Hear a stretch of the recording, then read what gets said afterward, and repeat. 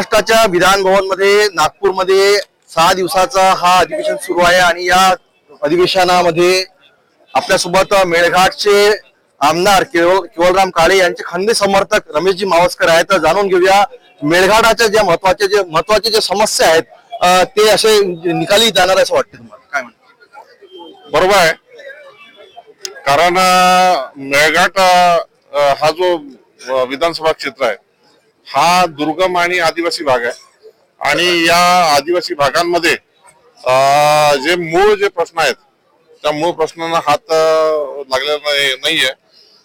परंतु आता मला आशा आहे की आमचे यावेळेस भारतीय जनता पार्टीचे उमेदवार आदरणीय आमचे केवलरामजी काळे साहेब हे भरघोस मताने निवडून आलेले आहे आणि मेळघाटच्या जनतेने त्यांना एक चांगले मत देऊन त्यांना विधानसभेमध्ये पाठवलेले आहे आणि येणाऱ्या काळामध्ये आम्ही जे आहे साहेबांसोबत बसून आणि साहेबांच्या मार्गदर्शनाखाली मेळघाटचे जे मूलभूत प्रश्न आहेत म्हणजे ते रोडच्या संबंधात असण, आरोग्याच्या संबंधातल्या असल्या, शिक्षणाच्या समस्या असल्या, काही आमच्या युवा वर्गाच्या विद्यार्थ्यांच्या समस्या आहेत, त्या सगळ्या समस्या सोडवण्याचा साहेबांच्या माध्यमातून आम्ही प्रयत्न करणार आहोत.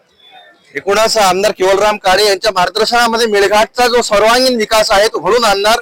मेळघाट मध्ये यावेळेस केवलराम काळे हे 1 लाख पेक्षा जास्त मताधिक्याने निवडून आलेले आहे आणि विधान भवनामध्ये मेळघाटाच्या चिखलदरा तालुका असो, धारणी तालुका असो, या दोन्ही तालुक्याचे प्रश्न मार्गी लावणार आहे.